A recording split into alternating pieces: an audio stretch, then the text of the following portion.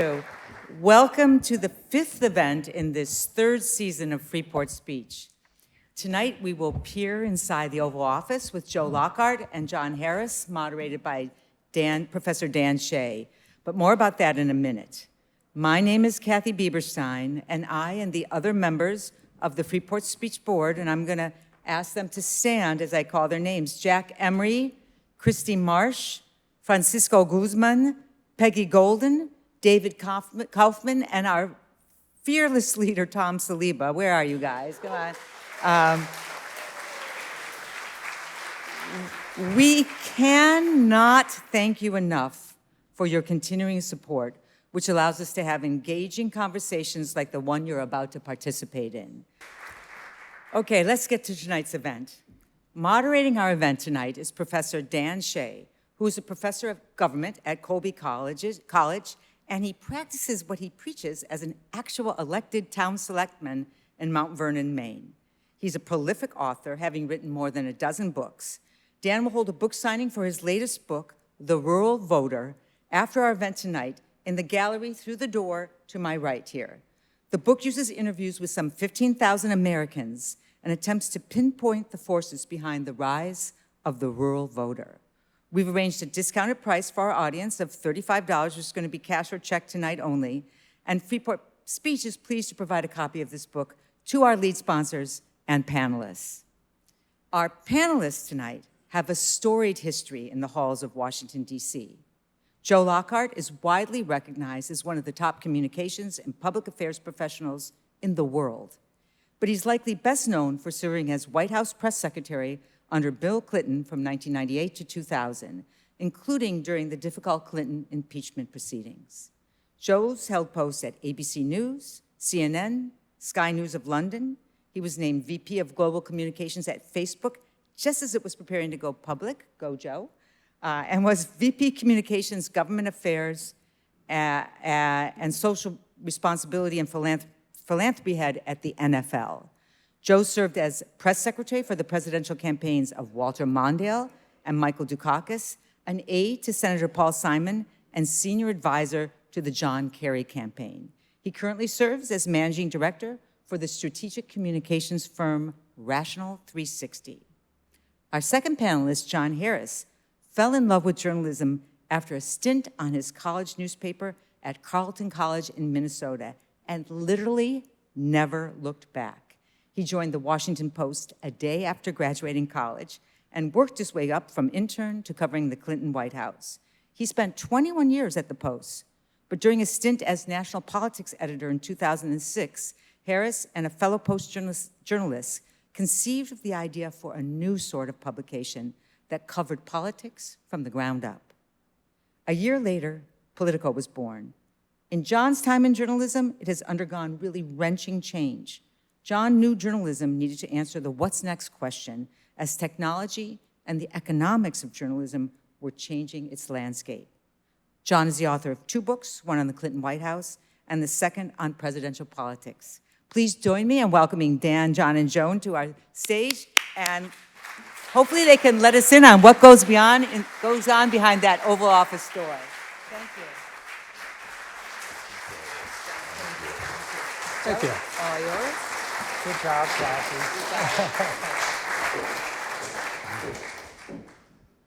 Well, good evening. I'm Dan.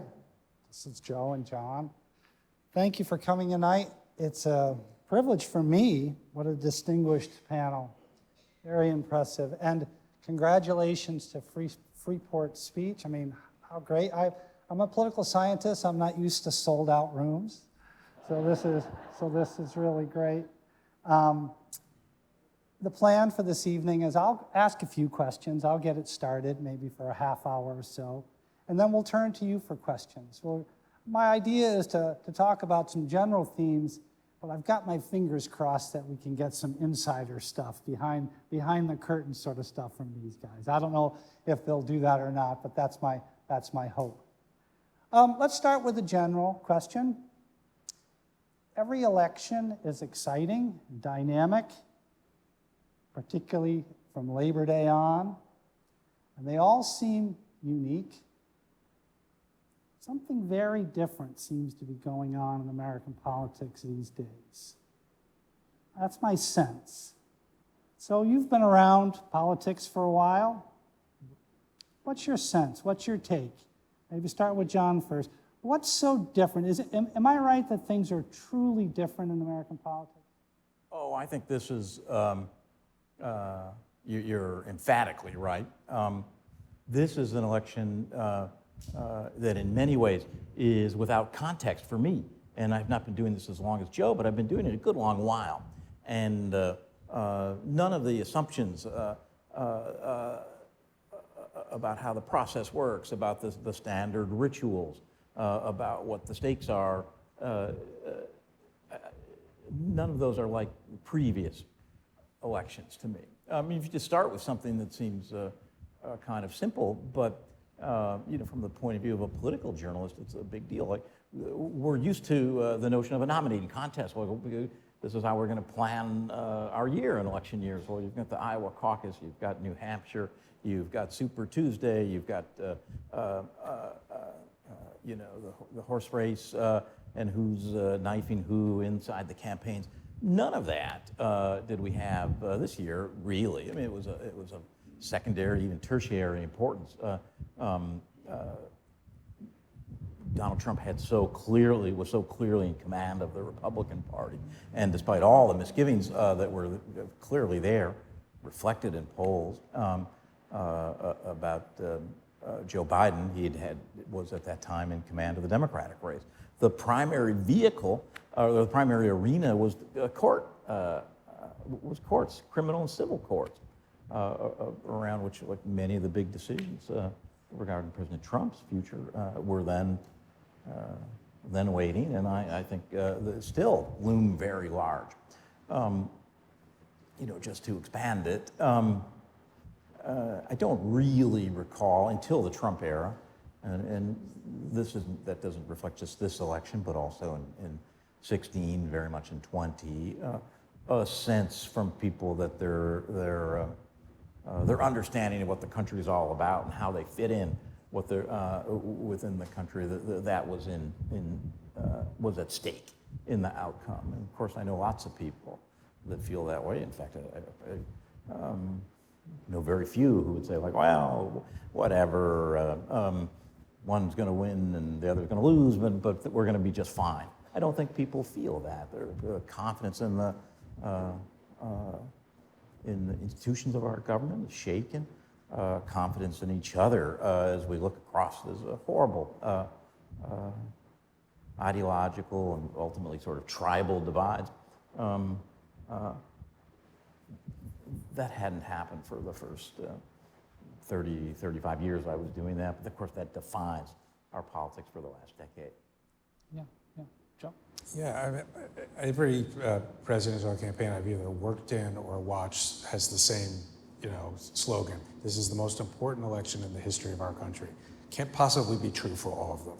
But I think this is one of the most important elections, more important than 2016, because in 2016, I think Donald Trump was an idea, but we didn't know what that idea meant. We didn't know how much of what he thought and said would be implemented, whether you should take him figuratively or literally.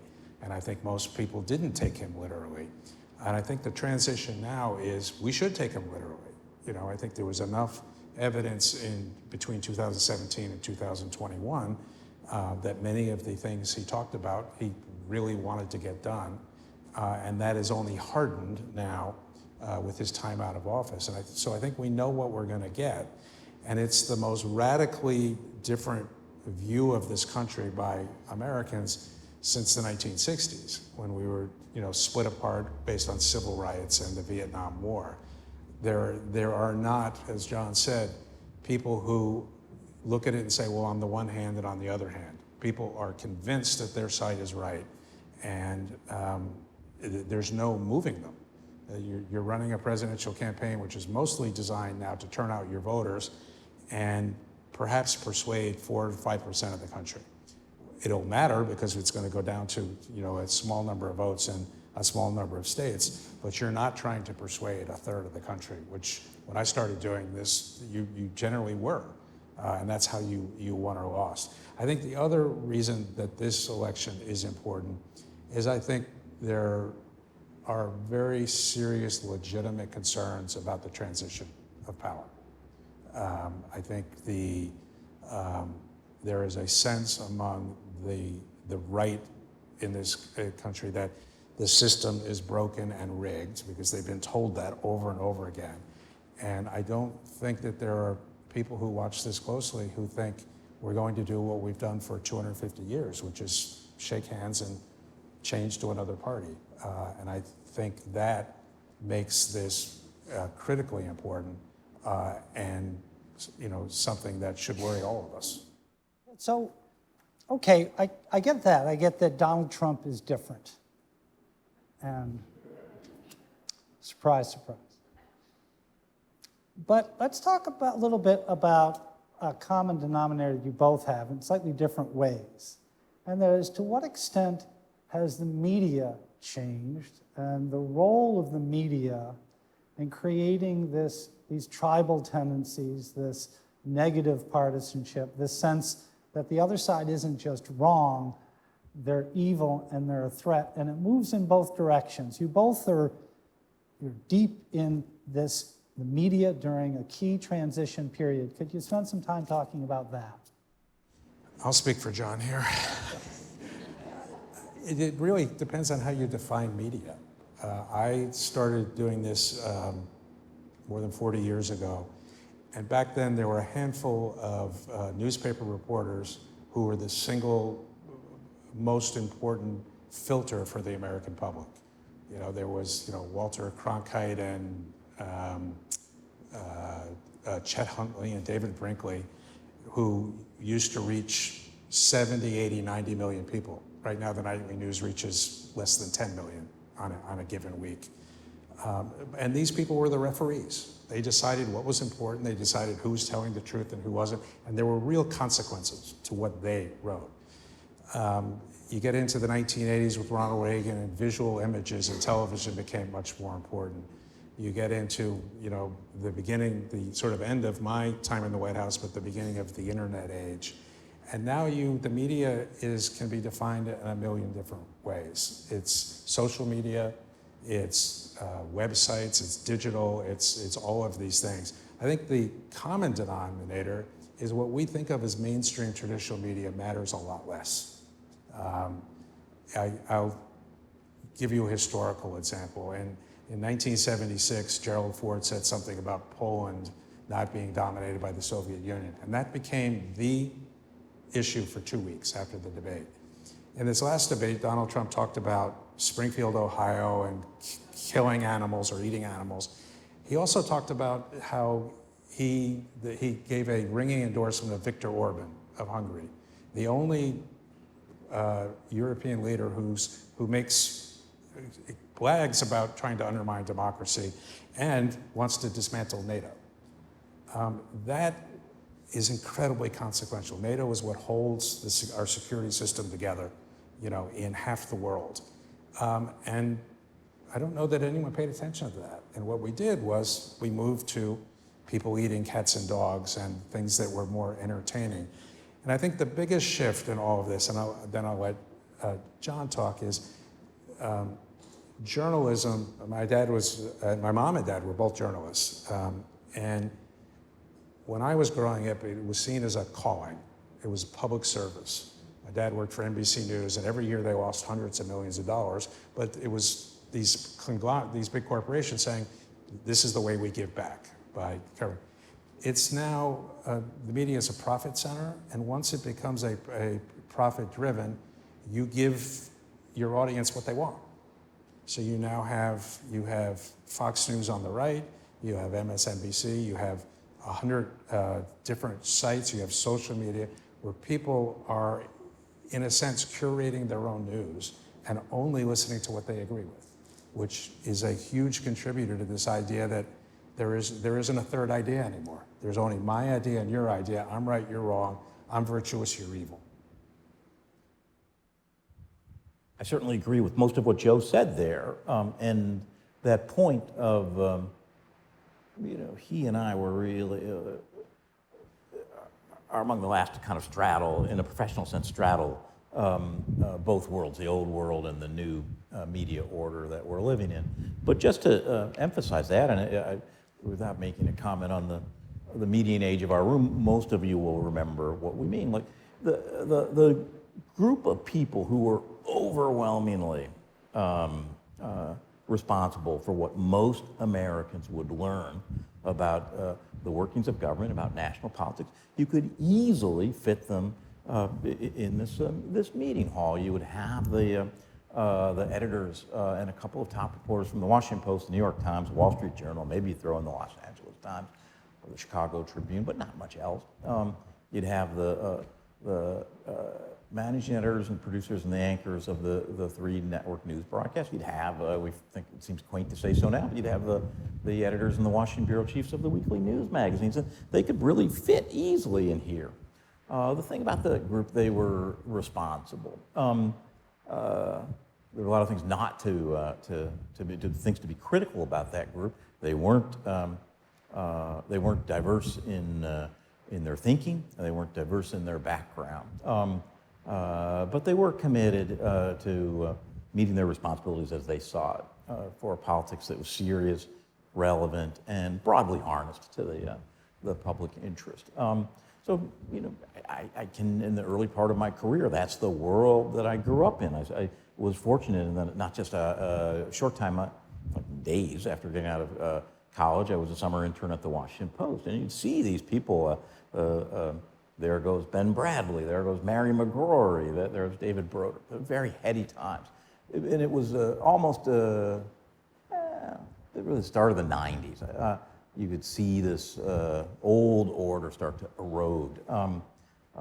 The proliferation of cable, the proliferation of talk radio, and then by the end of the last century, the rise of the internet, followed very quickly by social media. What Joe says is hugely important. In this new world, there are no gatekeepers. Everybody is his or her own editor. That sounds good. It's democratic in a small d sense. It's egalitarian, but I think we're still profoundly dealing with the consequences of that. And it's not really, in my view, like fundamentally a journalistic story that we're describing. It's a technological one. We've got this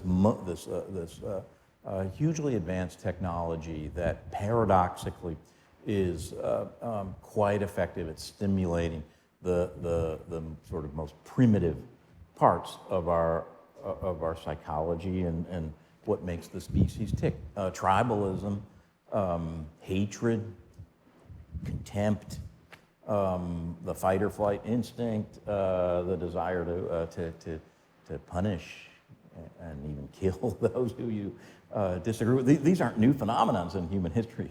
What is new is we have a political culture that very effectively markets these and merchandises them, and there's a large industry built around it. And I think what we have in our politics today is the political expression of that. But I think we've got expressions of it in other areas of our life besides just politics.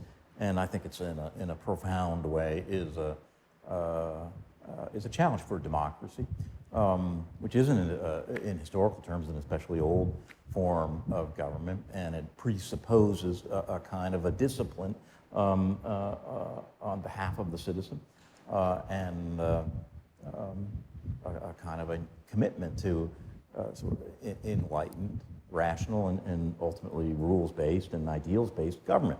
The alternative, we've got lots of experience with that. Feudalism, monarchy, people in caves throwing rocks at each other. And I think that I do think we collectively in the United States, but also in the other democracies, have this test of whether this kind of form of government can meet the moment in terms of where we are technologically. That may sound overstated or exaggerated, but I actually think if you look at the world right now, it's not that different than the world we faced in the 30s and 40s, where liberal democracy was back on its heels and faced moral challenge from different alternatives. The fascist alternative, represented by by the Axis powers in World War II, followed by that hot war, 40 years of Cold War, where there was fundamentally different systems. Well, that exists today, really. We've got in China a system that's organized around surveillance and control. It's an entirely different view of the world and of human nature. And I suppose in Russia we have similarly. China thinks is a very sort of future-oriented vision that dominates that. I think in Russia it's a backward-looking, kind of nostalgic nativist. But they just fundamentally don't believe what we do. And so you look to the United States, you look to the West, muddling along in our way, and it's not terribly inspiring how we're meeting the moment. Usually it seems like a liberal democracy ultimately organizes itself and prevails. But I think as you look around, you wouldn't say, well, that's a foregone conclusion. There's one anecdotal thing that I'd add to this, how things have changed and who's important and who's not. Back at conventions I worked at, we'd spend a lot of time with newspaper editors. The people were all gathered, the anchors and all that. At this convention, the Harris campaign spent more time they had 250 influencers. These are social media people who have, through the often entertainment value of their content, become more important and more influential than editors of newspapers. Is that it's better in the sense that they're not all white males who went to Harvard or Yale, but it doesn't necessarily yet serve the democracy. And that's why we're at this critical moment. I watched the debate with my 20-something daughter, and within minutes after the Springfield cat and dog comment, there were memes on TikTok about that. Within minutes, and they spread very, very quickly.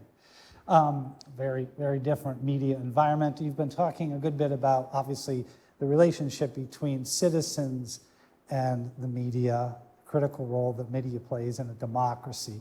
Let's tweak it a little bit and talk about the relationship between the media and politicians, right? And you come at this from different angles. Your job, Joe, was to protect your boss, Bill Clinton, from I didn't do a very good job, did I? Angry reporters like John Harris.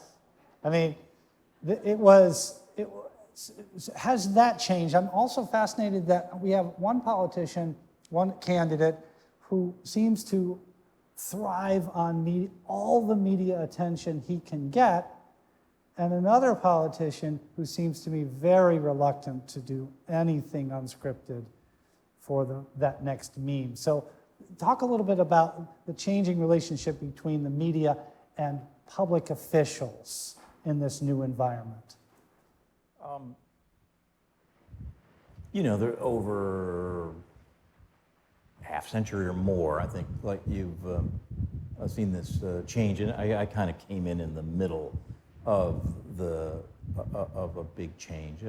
But reading about from people who are my seniors, but whose careers I followed closely, they would expect to, if they were covering a candidate for president, especially over the course of a long campaign, you'd expect to know that person pretty well. There would be, in addition to the quite amount of on-the-record exchange, you'd expect to have a sort of off-the-record gatherings on the campaign plane, in the hotel, in different relaxed settings. And the advantage of that was you would feel that you knew what made the person tick. I think the proliferation of media increasingly made that a bad bet for politicians. The potential benefits of, hey, they see you whole and you seem like a pretty good person, or at least they understand what makes you tick, and therefore the portraits are richer. Those are so offset by, you say the wrong thing and you will have a hurricane, a media hurricane that can damage or even destroy your reputation in an instant. This used to play out back when, Joe and I are old friends, but we started out on the other sides of the fence, and Bill Clinton would have this, like, well, sir, he'd be mad at the press, and it's unfair, they don't get me, and they're just out for attacks and sensational coverage. Sir, that's a little simplistic. I think if you get to know these people, they'd understand you better. And there'd be these efforts to, okay, Bill Clinton's coming back on the plane. Bill Clinton's going to do an off-the-record setting. Bill Clinton's trying to do more outreach for reporters. They'd be hard-pressed to get Hillary Clinton there, because she really had strong feelings about her coverage. But they would do some, and it would sort of work, and then they'd say, oh, to hell with it. I don't think, like Kamala Harris isn't really doing any of that. I can't say if I was, just as a neutral matter like that, if I would urge her, from her point of view, that it would be smart to do it. I think she risks, by not doing any sort of spontaneous encounter, she risks political damage of, like, look, there's a perception that you're not agile enough to handle yourself in these settings. I think she's now doing just enough to sort of address that criticism, but there's nothing in her interest that would say, like, spend more time with the press, or you should really open up to do a big profile for Vanity Fair or 60 Minutes, and let them follow you around for a week. She's not going to do that, and you wouldn't say it's in her interest to do it. In Trump's case, so much of this is driven, his brand of politics is so infused with his personality, that of somebody who craves attention all the time. He'd much rather have that, even if it's really negative, than to be ignored. So he's going to have plenty of access. But I would say, is it really authentic access? Like, for all that we've read about and watched about Donald Trump over the past decade, more for people who followed his life outside of politics, I can't really say that I've read that many things like, oh, now I get it. That's the way he is. That's what he really thinks. That's what, at 3 o'clock in the morning, in the dark of his soul, that's what it really makes him work. It's just, it's all performance. Well, I think I was telling Dan beforehand that John wrote a great book about Bill Clinton called Survivor, which, if you want to get a sense of how Bill Clinton thinks and why he does what he does, it gives you a lot of insight, which used to worry me a lot. Because I didn't always want everyone to know every thought the president had.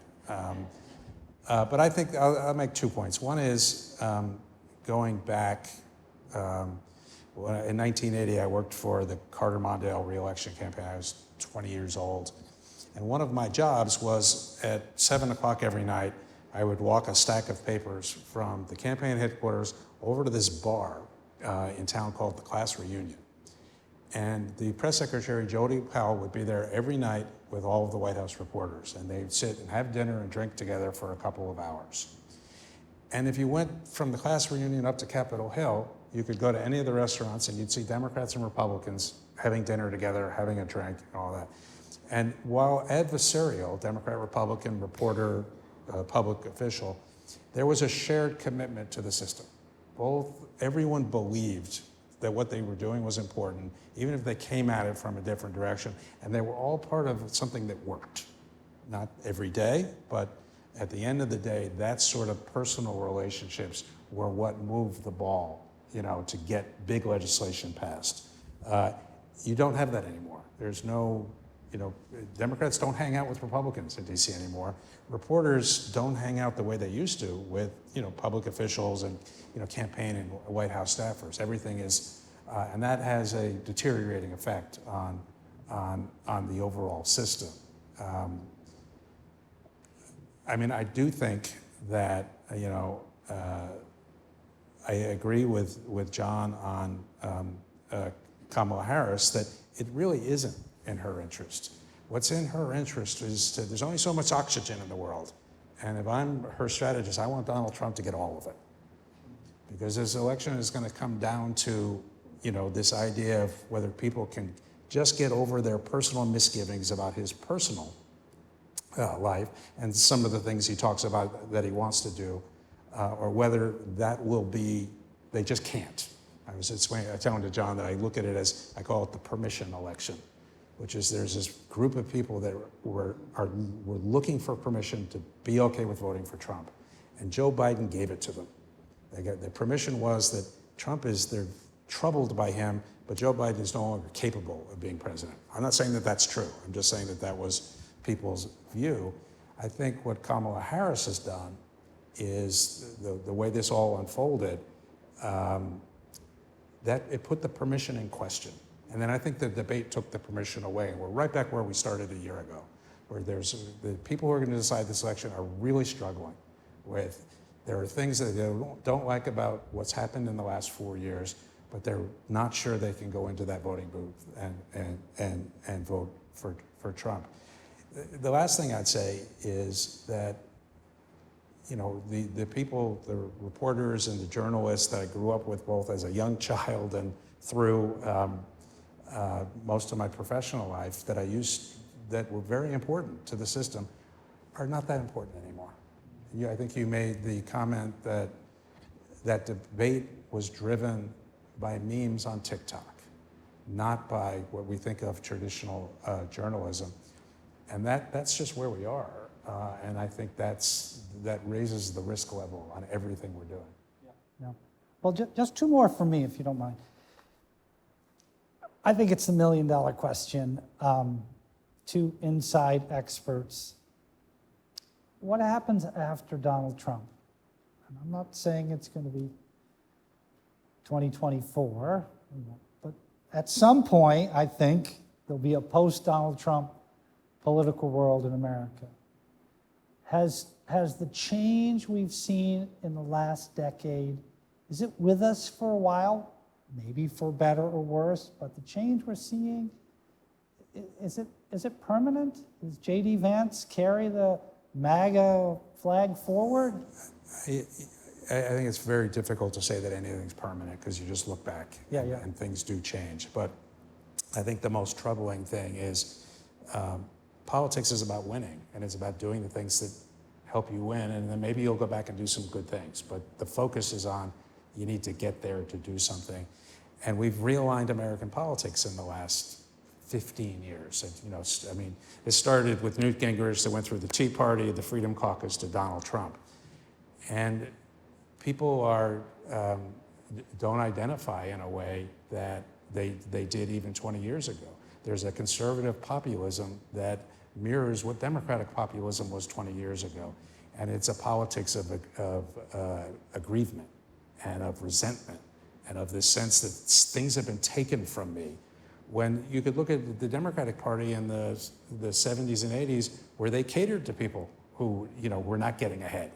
And this lower middle class to middle class now very much has shifted over to the Republican Party. I don't see that changing. I think it's very hard for, given where we are in the country. If I was a Republican strategist, I wouldn't change, because if it went back to kind of the old rules, they would never win an election. But isn't it more than just the coalition or the appeals? Is that really all that's different about Trump-style politics? That's a much broader question. I guess what I'd say, without speaking for an hour on it, is Trump has tapped into two things. One is the fear of people who believe they've been left behind unfairly. Again, that's not something that Republicans 30 years ago catered to. They catered to people who were doing well. And their argument was, I'm going to help you do better. And it'll all trickle down to everyone and it'll all be fine. So there's that element. And then John and I were talking at dinner, this is what's not different, which is you've got the same dynamic that you have in most campaigns. It's fear versus hope. It's past versus future. And a good candidate will articulate one. Obama did it as well as any candidate I've ever seen. And I'd say Bill Clinton also, which was about the future. It's about being hopeful. You know, Kamala Harris is I'm going to use her buzzwords, the most joyful candidate I've seen in decades. And Donald Trump is the darkest, candidate I've seen in decades. And that is, a very stark choice. And I just don't see Republicans coming out of it, whether Trump wins or loses, and looking at the field and saying, oh, we're going to go back to where we were, because if they go back to where they were, they'll have no constituency. Yeah. I certainly would agree with Joe about the Republican Party. Donald Trump was effectively a third-party movement that took over the Republican Party. It's not recognizable compared to the party of Ronald Reagan or the first Bush in many ways. It's always melded the sort of conservative populism with the business class. But the business class was in charge, and now that's been routed, and most of those people, or their kids anyway, are migrated over to the Democratic Party. So I do have a hard time seeing exactly what the Republican Party becomes. There's quite a lot of durability in the two-party system, but the reason there's the durability is they morph and they find new coalitions of voters. And I don't think we're just going to wake up.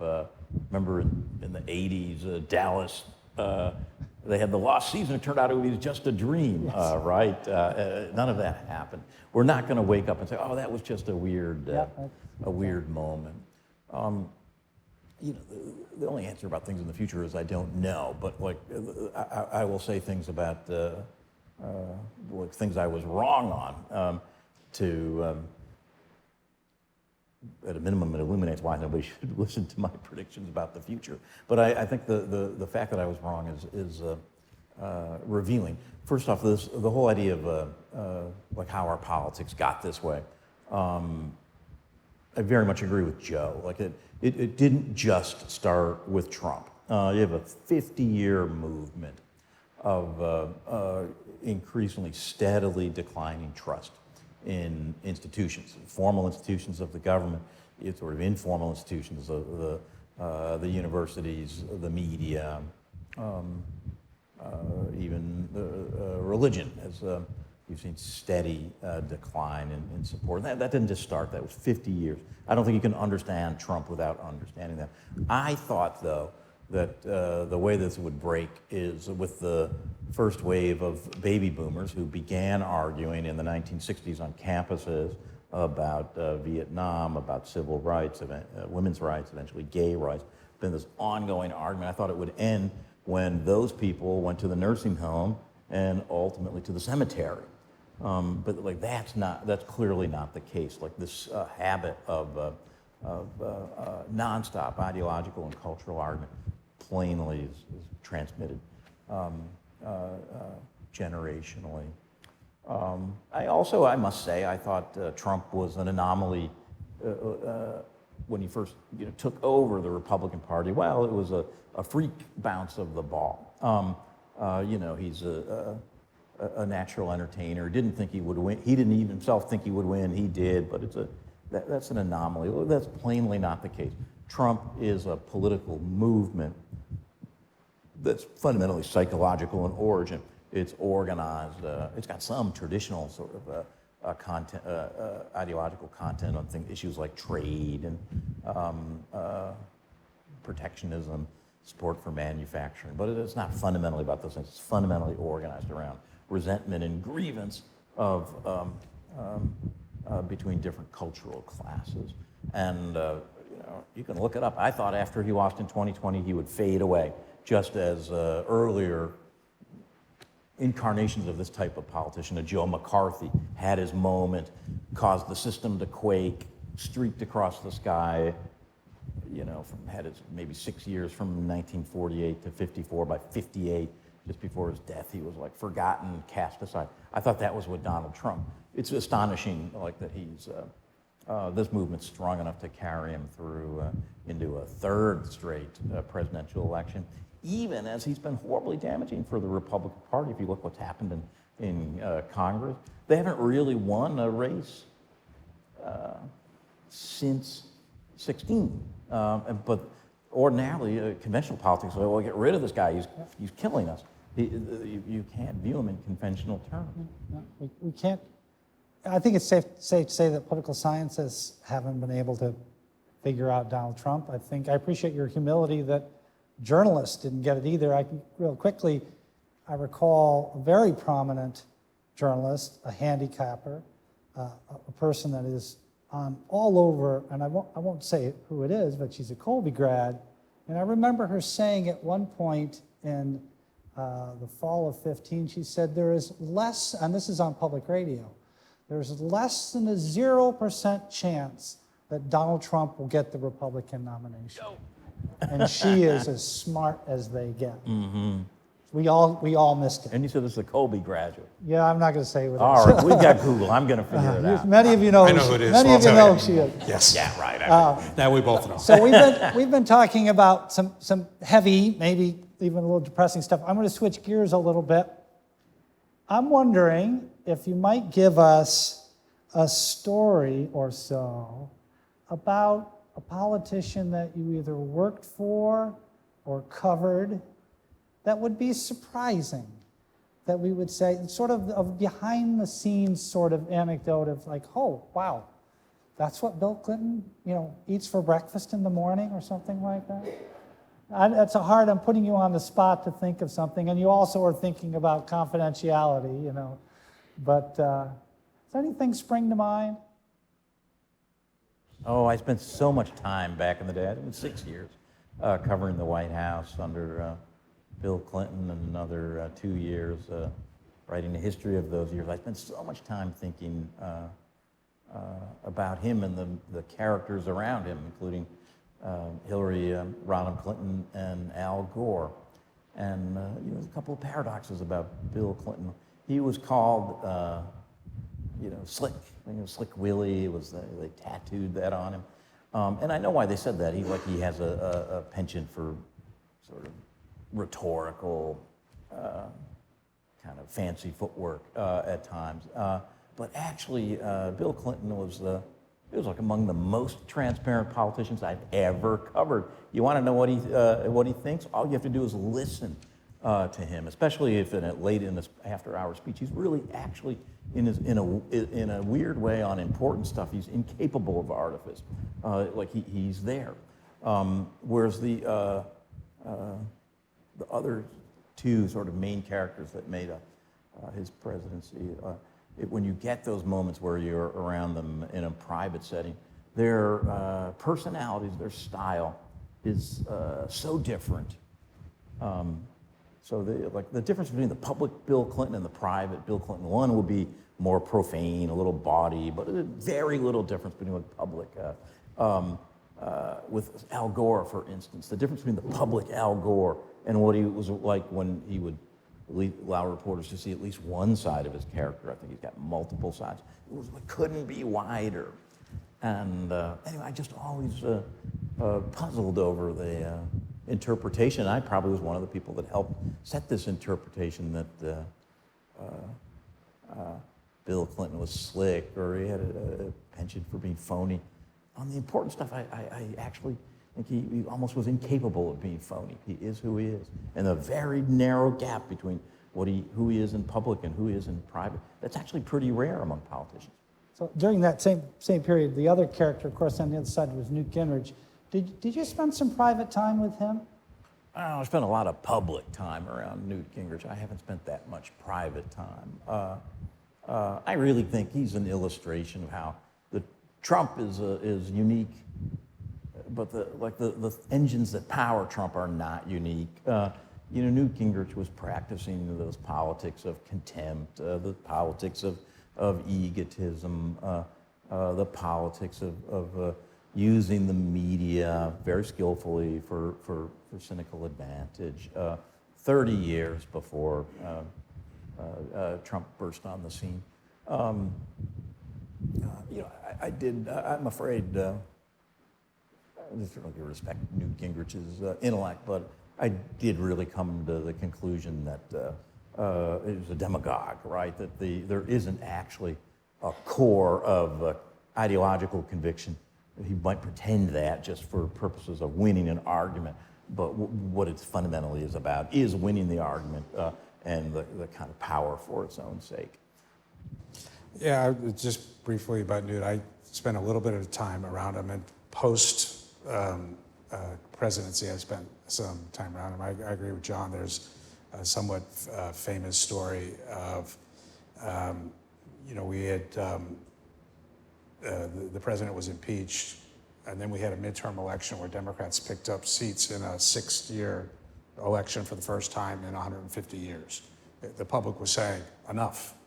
And the president's chief of staff, Erskine Bowles, went up to a meeting, Newt Gingrich and Tom DeLay, and he just said, guys, why are we doing this? And Tom DeLay said, because we can. And that set off this stuff. John's right. This didn't just start with Newt Gingrich, but that set off a change of events, a chain of events that I think has led us to where we are now. You asked for a story about Clinton, and this is probably not where you think I'm going, but when I started working for him the middle of the year in 1996 on his campaign, and I started spending time with him, traveling with him early in the summer, and I thought he was slick. I used to read John Harris's story every morning in the Washington Post, and I thought he was a phony. And I thought, well, okay, he's a politician. I agree with most of what he's doing, and it's my job to help him win. And I realized at 2:30 in the morning in Paducah, Kentucky, that he was for real, and he was genuine. And the circumstances were, we'd been on the campaign trail. Clinton was always late because he always had one more person to talk to. And we were supposed to get to Kentucky at midnight. It was 2:30 in the morning when we got there. And everybody was tired. And one of my jobs was to just make sure that the sentiment of the press got expressed to, the people in government, and, a very grouchy press corps wasn't necessarily good for us. And a couple of the members of the media came up to me and said, could you please tell him just to go in and go to bed, don't stand out and have to shake everybody's hand. And I thought, it seemed like a legitimate request, so I went up and asked him. And he first said to me, do you know when the last sitting president went to Paducah, Kentucky? And I said, no. And he told me it had been over 100 years. He said, a president hasn't been here in 100 years. They've been out here for 2 hours, and I'm not going to talk to them? And I said, okay, go talk to them. You're the president. And I walked back and said, sorry, guys, we're going to be out here for a while. Anyway, he goes into the crowd, and he's shaking hands, and all of a sudden he gets in a very animated conversation with a guy. I don't know who he is. And they're talking and talking, and it goes on for 15 minutes. It's now 3 o'clock in the morning.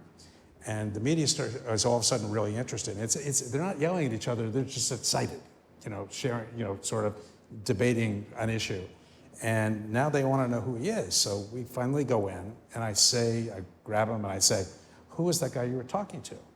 And he said, oh, that's Charlie, I don't remember his last name. And I said, what were you talking about? He said, oh, education. He's an expert on education. And I said, well, you must have worked with him a lot. And he looked at me and he's sort of puzzled and he said, no, we were at a governor's meeting 20 years ago and I spent 20 minutes with him. I haven't seen him since. And I thought, this guy's for real. Yeah. I mean, he remembered him, he remembered his name, remembered the conversation from 20 years ago, and it's almost like they finished the conversation in 1976, and they picked up on it again like 15 years later. Yeah. And that's who he was, and I've not heard it described the way John just did, but it's absolutely right, which is what you saw was real. That's great. Well, let's open it up. I know there are some runners. We're hoping that you can wait for the microphone so we can all hear your question. You can raise your hand and we'll just work our way around. There's one over here. If we could bring a microphone that way.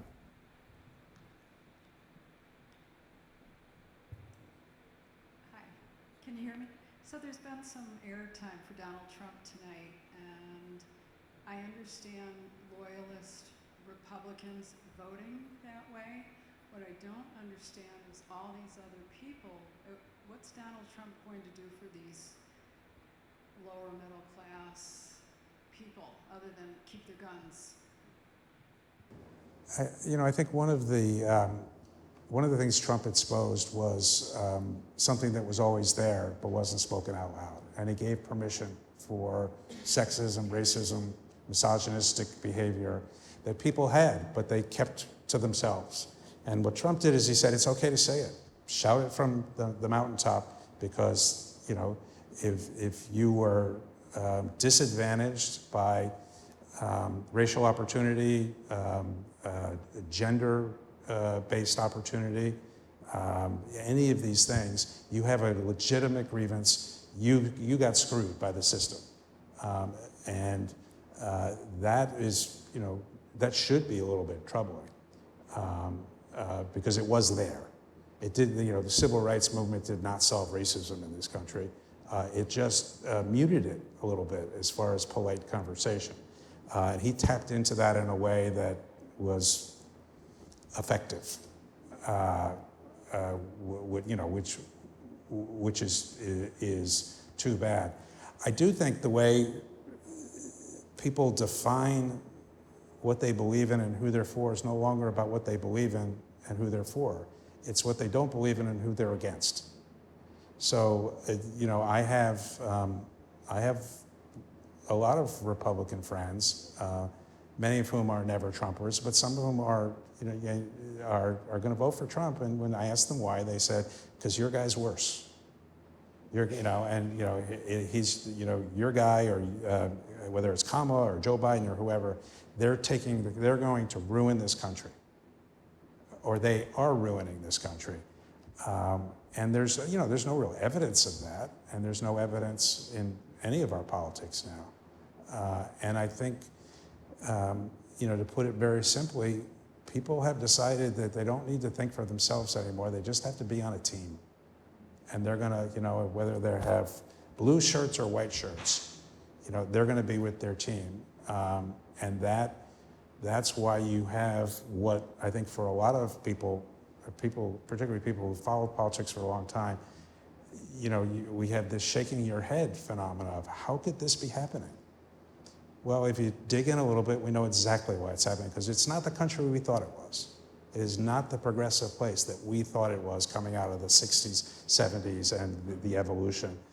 It's a very different place, and it's a very divided place. You know, we should hear from you because you're the expert on this, but just to pick up on something Joe said, somebody he and I both know well, Doug Sosnick, who's a political strategist and actually lives part of the year in Portland, out in the harbor. But Doug does these very interesting political analyses. And, you know, one of the things he said to me is, like, when I got in this business, Doug is a little bit older than Joe, but not much. He said, you know, if you wanted to know two things. One big thing about, well, what does somebody think politically and how are they going to vote? The most important thing, of course, would be their race. And secondarily, maybe you'd want to know are they church-going?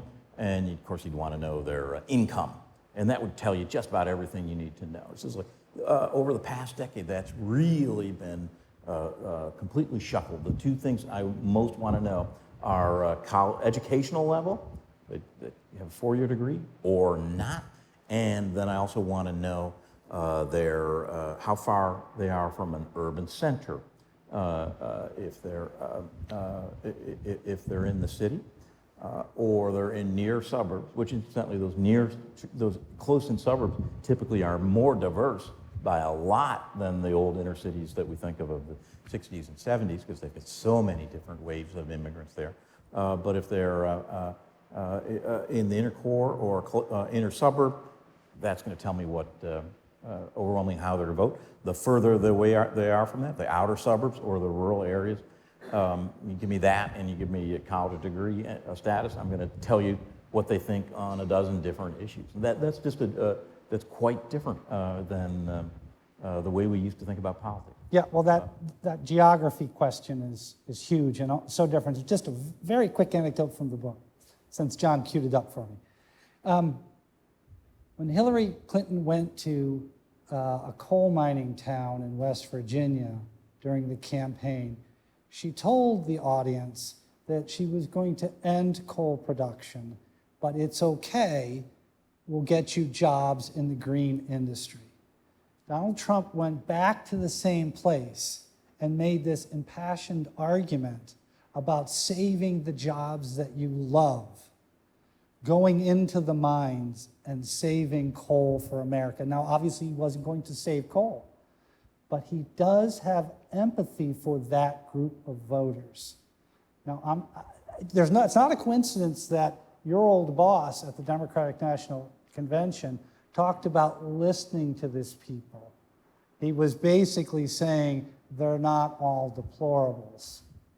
So that, I think, is part of it. So anyhow, I shouldn't speak. I would disagree with one thing he said. I don't think his empathy. I don't think Donald Trump is capable of empathy.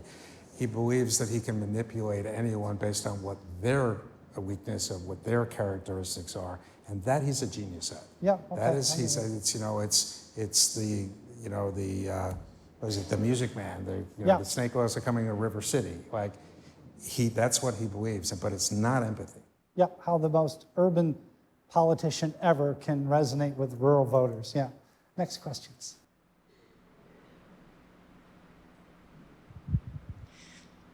First of all, thanks so much for coming to Maine.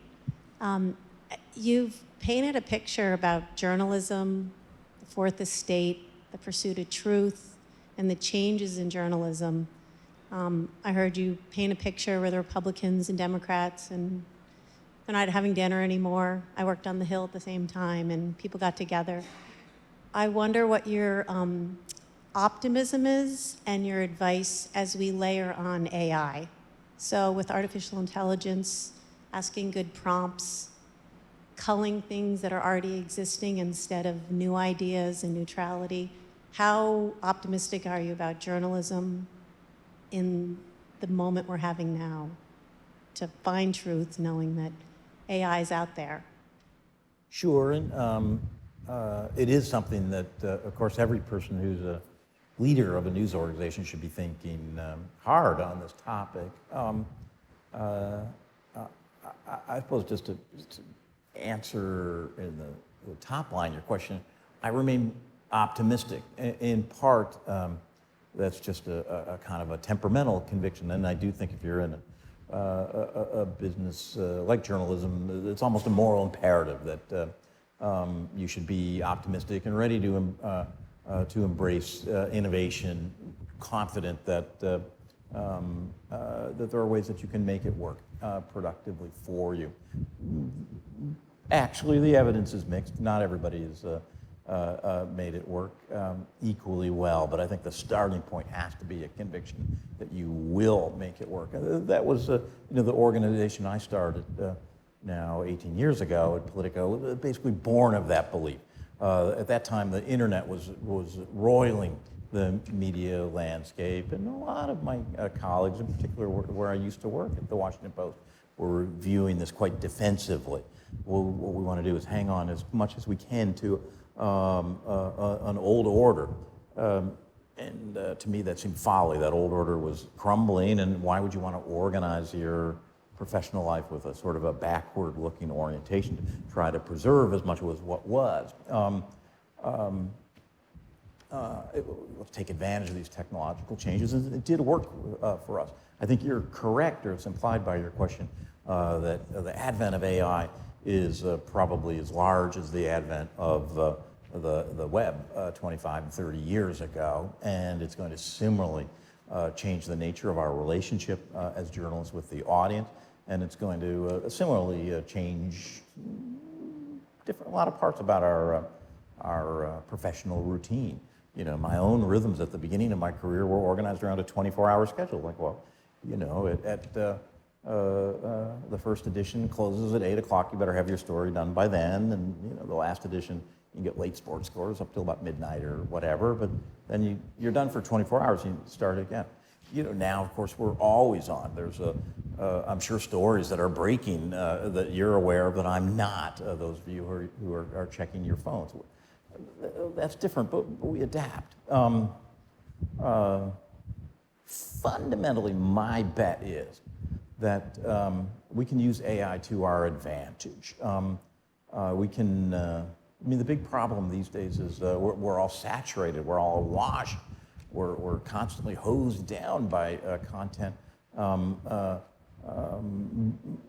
we've got a glut of content, but we really don't have a glut of clarity and insight and understanding. I think that is the job of journalists, and in that sense, AI can be a tool. It's very good at distilling and synthesizing, but the fundamental wisdom got to come from people doing their jobs, interviewing other people, being curious about the world, coming up with interesting, original observations. And I think what it does is make our business more competitive. The need to be original, to be right, to be authoritative, and to be human is going to be higher and higher. There's going to be more of a premium on that. And if you're doing anything that looks like it could be commoditized, you're in big trouble because the machine is going to be a lot faster than you are. So for those of us who care about the profession, I think that's what we do. We say, how can we organize as much of our time, as much of our resources toward the things that can't be commoditized? And most people's lives, professional lives, do involve a certain amount of drudgery. And if there's work that the computer can do to lessen the drudgery, that's a good thing. So I am actually genuinely optimistic. If I could just add one thing, which is I'm not optimistic, because I think that a lot of these technological changes, the disruptions, has favored the demagogues as opposed to those who are trying to tell the truth. And the faster you can spread a lie, the more impactful it is. And I think that really is a danger that you can see. I mean, whether they're deep fakes or whatever you want to call them, AI is assisting that now and will only accelerate it. And it's, it is like the web 20 years ago, where, it has contributed to deteriorating the guardrails. Yes, and AI can also be a tool for combating the deep fakes and all the other bullshit. Yeah.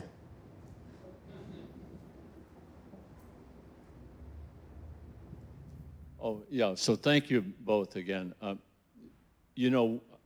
of us, I think, know that both campaigns are focused on the swing states, but I don't think that we have the insight as to the campaign strategies of each of these two campaigns.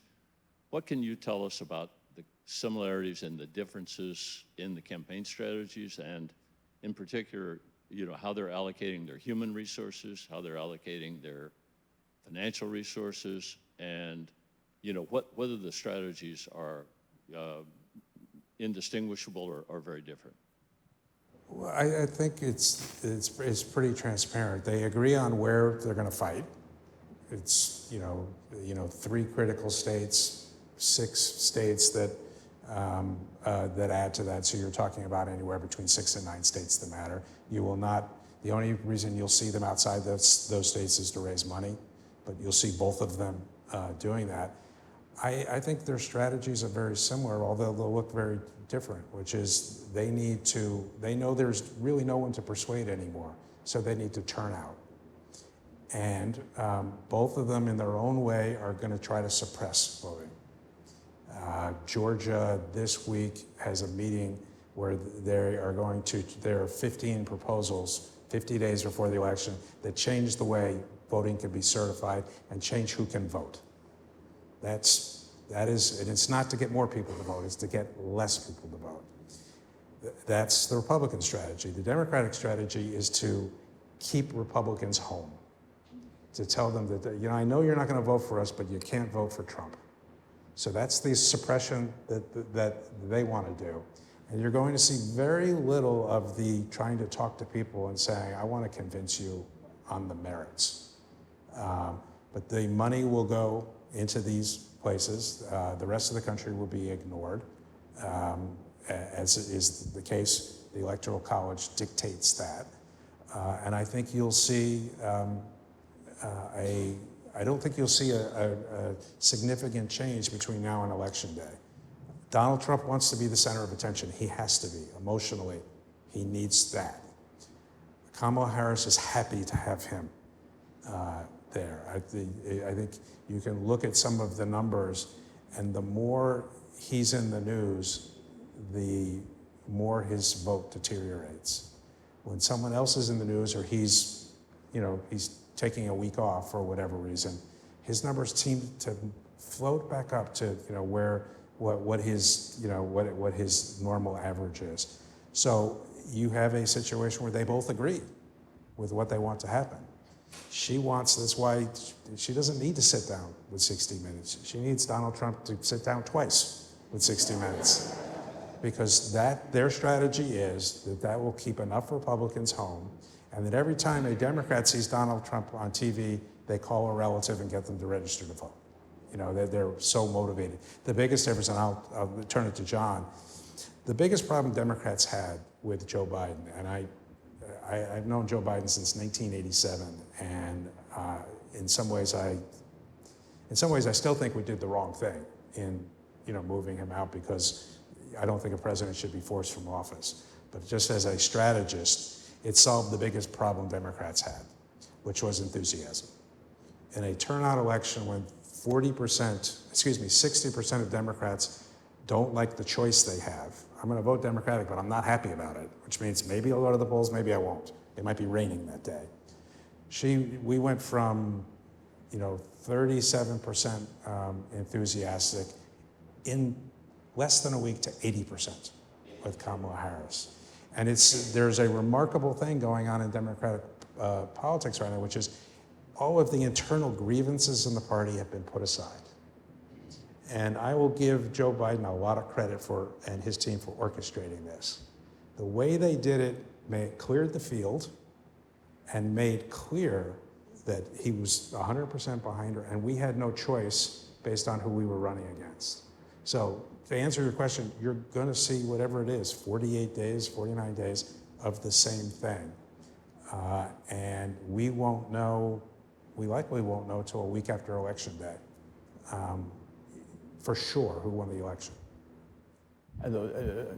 Joe said so much smart stuff there. The only thing I want to add is I don't think we can have a conversation about 2024 strategy, particularly on the Democratic side, without talking about the issue of abortion rights in the wake of the 2022 now decision to overthrow Roe v. Wade. And I think the Democratic strategy is plainly that there's lots of people who might default Republican, but under these circumstances are not willing to risk a vote for Donald Trump and are willing to vote Democratic if the issue can be framed right.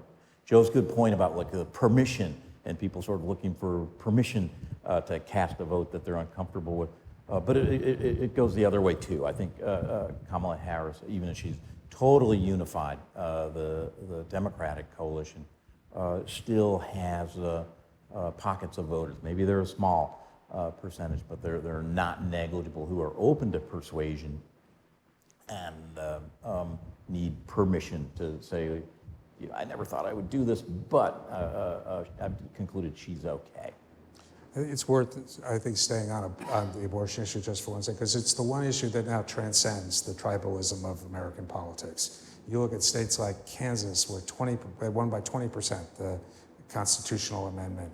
Ohio, which has not been a Democratic state for 2 decades, honestly, the same thing happened. All over the country, it has transcended. And it is at the core, though, of Trump's coalition. Why would evangelicals, the most religious group of people, support someone whose past is his past? Because he delivered what they wanted most. He delivered on the pro-life agenda, particularly with the Supreme Court. But what we're finding is it's the one issue that peels Trumpers away from Trump. When the issue is defined narrowly as, should a woman have a right to choose or shouldn't she?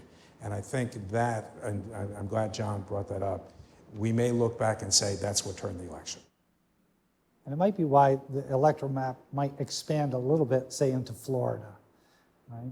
Because the referendum. And we go through this every Democrat is never going to win they're going to spend money in Florida. They're going to spend money in Florida because they've got so much. Yeah. Next question. Oh, there's one over here. I think you both have pointed out that Trump is less the head of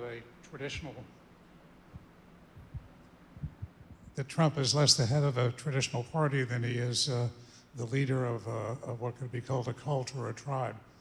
If Trump were to die in the next few months, what do you think would fill that vacuum currently focused on his unique personality?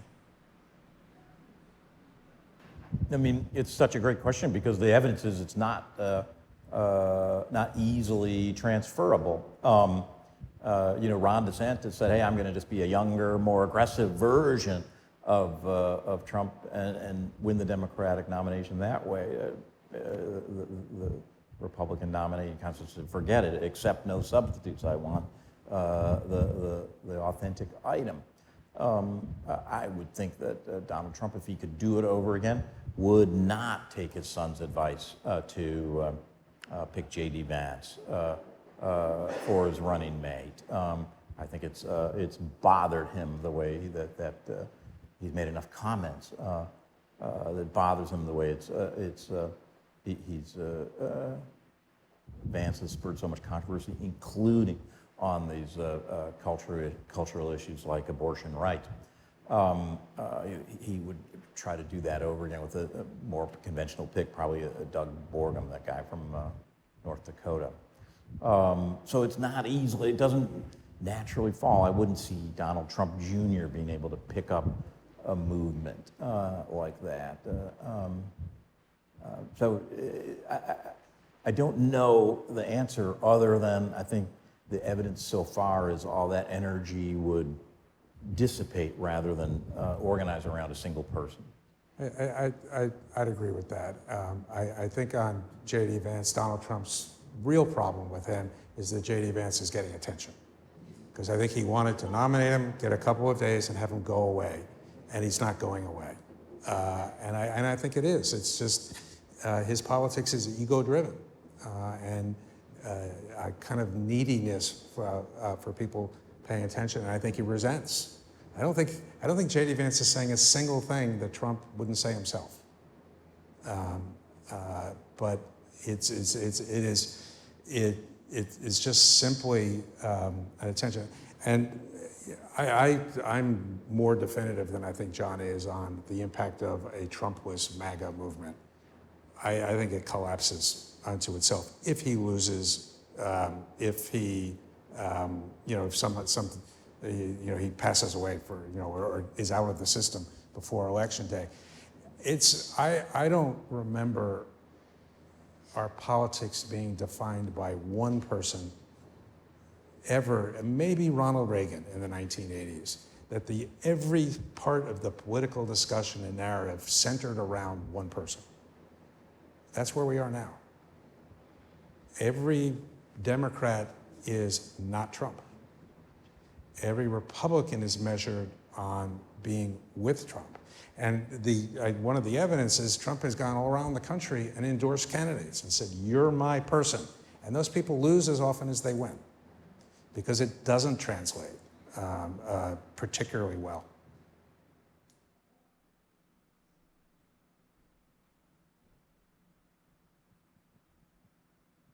Hi. In the last few weeks, there's been a lot of talk about Trump being sane-washed, where his speech patterns and some of the things he's talking about are made by the press, by the national press, to seem pretty legitimate. But if you actually listen to what he's saying, you can't really understand what it is he's trying to bring across. I mean, just the other day, he talked about turning a giant spigot on to bring water into California. A crazy, crazy notion that the national press is not really paying much attention to. And I'm just wondering, particularly John, for you, what's the responsibility of the national press when it comes to really pointing out the language and nonsensical nature of what he says? I know The Guardian does it, but I don't see it in the Washington Post or the New York Times. Well, first off, the responsibility is to highlight things that raise authentic questions about somebody's capacity. And if we collectively did it for Biden, for a long time, we didn't do much of that for Biden, but certainly we did in the period following the debate. And it seemed like at that time everybody emptied their notebooks full of years of observations about some of his diminished capacity. Plainly, we shouldn't just treat Trump as normal when we get those kind of examples. You know, in sort of fairness to colleagues, and there was a lot of fuss and backlash to the, I hadn't heard that term of sane washing, but I know exactly the uproar that you're talking about. There is a tendency to fall into narratives, and that's not a new phenomenon. If you go all the way back, probably there was never actually been a better athlete in the United States presidency other than Gerald Ford. He was a Division I, I think he was an All-American. He was a superb athlete, but because he was seen as clumsy, because he took these falls, and all anybody would ever write is how clumsy he is. You know, in this case of like, well, Trump says that stuff all the time. We're so used to it, it fits the narrative, and so the ability to say, like, stop, wait a minute, what did he say? Let's parse that. It can be easy to let stuff slide over. That's not a defense of letting it slide over. I would agree with you. We've, in fact, got a responsibility to highlight it. The one thing I would say, however, I do get not that animated by a lot of the press criticism. Look where the New York Times played Trump's latest indictment relative to what they did with you know, Secretary Clinton's emails in 2016. There's an imbalance, and it's predicated on what I think is an outdated notion. We talked about it at the beginning of our conversation this evening, which is that like the press is fundamentally in the modern era sort of shaping what tens and tens of millions of people think or what they know about. You like see it with there's big debates at the Times and at the Washington Post. Well, let's get rid of weasel words. Don't say Trump misleads, say he lies. Fine, say he lies. But like, there's not going to be many people out there like, I would, had assumed Trump was on the level. But now that no way the Times would use such blunt language unless it must have been really bad, because otherwise I wouldn't have known. Nobody thinks like, gosh, I personally was misled by this false equivalence in the media. It's some other more ignorant person out there who might be misled. The country knows what it thinks, and the notion that if the press would highlight this or cut out the weasel words and just say what it is, that would be decisive in the dueling, conflicting national narratives that are out there. I just don't buy it. I mean, we do have our professional standards, which is to sort of call it as we see it, describe the truth as nearly as we can ascertain it. I don't accept the whole notion of like, well, one side says it's raining and the other side says it's a sunny day. We'll go outside and tell us what it is. But you can only do that on the really simple cases. In most cases, it's just murkier. And for every outrage that you might have, I guarantee you, like that I know because my own brother is like this, right? What about this? What about Hunter Biden? What about such and such? Where are you getting this stuff? I don't even know where you are coming up with these arguments. But he just inhales this stuff. So fine, yes, we should no sane washing. But also let's be realistic about sort of what the power of the press is and what it isn't. The power is to go out there and uncover sort of facts. We've got the ability to report and be curious and illuminate. We don't have the ability to turn the dial on what Americans think or don't think, or if we had done no sane washing, do you think it would have affected the views of one Harris supporter or one Trump supporter? I'm going to be a little more critical I knew it was of the media here. The problem is there isn't an objective standard by which you judge the two candidates fairly. And what do I mean by that? Well, any reporter who's covered Donald Trump over the years knows that he's not someone who gets into the details of legislation or policy. He speaks at a high level and doesn't know a lot of the details. So when he starts talking about the details and he gets them wrong, there's a judgment there that, well, he just doesn't know, and that's okay because he's doing something else. Where Joe Biden was in the Senate for what, 40-something years? He knows all of the details. So when he gets something wrong, it's a very big deal because there's an assumption made that because he knew, he's misleading. And if Trump makes the same mistake, it's, he just doesn't know. Well, what's more important? Well, it's misleading is more important. You've got a president of the United States saying something that is demonstrably not true, and he knows the truth.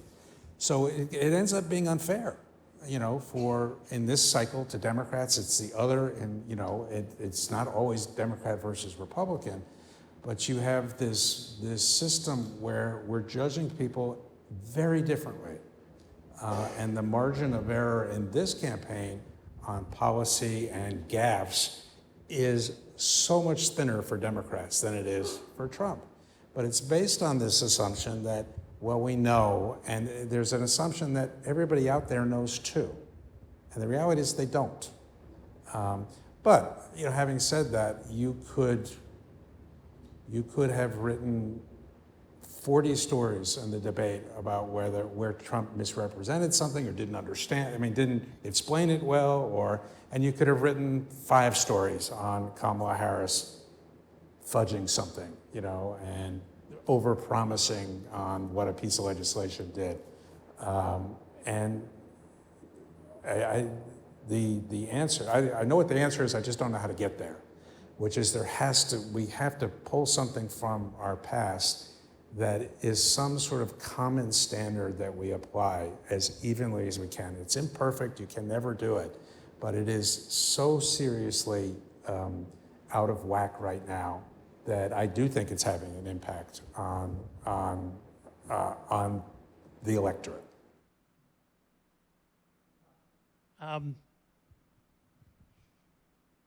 As a last question of the evening, without respect to who wins the election, that's not what my question is, but where do each of you, including our moderator, please, see the country on February 20th, the month after the election is over? Well, it'll be cold in Maine. You can be optimistic or you can be pessimistic. Honestly, there's a chance that there will be a peaceful transition of power, transition either way to a new Democrat or to the former president, and we'll breathe a sigh of relief and say we were more worried than we should have been. I think there's an equal chance that you'll see a political civil war. Now, how that manifests itself, I don't know.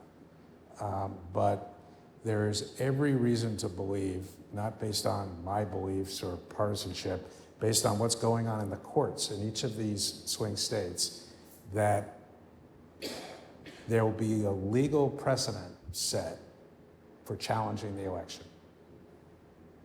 And that work is being done by, the Republican Party, but, ironically, they're setting up a system where the Democrats can challenge it too. And I think the rhetoric around what happens if the election is stolen again is very dangerous. And one of the things that strikes me as slightly unbelievable is how short our memories are.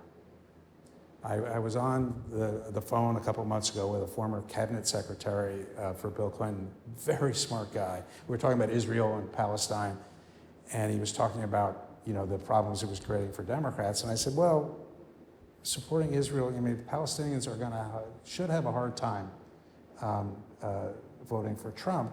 I said, they have to remember the Muslim ban. And he said to me, what Muslim ban? And I explained to him, and he pulled his phone out and Googled it and agreed that there was, there was, a Muslim ban.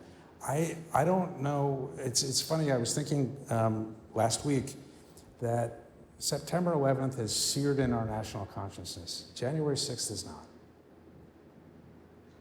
If we want a piece of evidence that the system could crumble and turn to violence, we have it. And we have the same cast of characters, driving the car. So I can't predict, but I can't be optimistic. I mean, it would be very good for the country if Joe is wrong, and that something breaks, and this election is not decided by, very small migrations of votes in just a small number of states, but that somebody would win it decisively, and by today's standards, decisively means like 3-4 points in the popular vote, and a kind of enough of a wave that basically most of the swing states go to the winner outside the margin of counting error in those states. So I think that would be a really desirable thing for the country. The evidence so far suggests that's not what's going to happen, that it is going to be like 16 and 20 with these very, very narrow margins. As far as the Civil War, though, I would say under any scenario, I think the most interesting Civil War is not going to be the Civil War between the warring tribes. It's going to be within one party or the other. If Trump doesn't win, isn't going to power on January 20th, there is going to be a big kind of existential debate within the Republican Party, and it's going to be sharper than the equivalent in the Democratic Party because it's got such a kind of an ideological edge. Look what happened. We used to be, we sold our values. We lost our way. There's people who feel strongly about that. It won't be as sharp within the Democratic Party. It'll be more about tactics. Like, well, how come we can't win these states that we need to win? Maybe we need to change our rhetoric or our appeal or whatever. But even in the Democratic Party, there will be conflicting diagnoses for defeat if it comes, and I think that's what's going to be consuming us. The new president will have. You said February 20th a month. I do think the new president will have probably a 6-month window when they can possibly sort of set the course for a different governing strategy. But starting from the beginning, both parties are going to have these very searching, like, how did we blow it debates. Well, very quickly, Charles Dickens came over to the States in 1840s, and he toured the States, and there's this great quote that I love that speaks to Tom's question. I won't get the quote right, but you get the sentiment. It is that the great constitutional feature in America is that the acrimony, as soon as the acrimony of one election ends, the acrimony of the next begins. And this is an unspeakable joy to Americans because, after all, the next election is only 3.5 years away. So that's a long way of saying we've been here before. I think we move on regardless of the outcome. I will also say my own sense is that we're tired of divisiveness. I do think Americans are tired of it. We've had a decade of fist to fist. I think we're tired. Tom, I think we move on. So yes, go ahead. I'll say one, because I just fundamentally disagree. I respect your opinion, which is I think we're animated by the divisiveness. I think we like it. I think we like being on our team, and I think we like hating the other team, and that's what animates politics right now. I hope I'm wrong, but I don't think I am. Well, I want to thank you. On that sour note. No, yeah, you're Thanks, guys. We have more people involved in politics talking about it now than ever before. Good job. Very good. Spot on. Hey, thanks so much. That was perfect.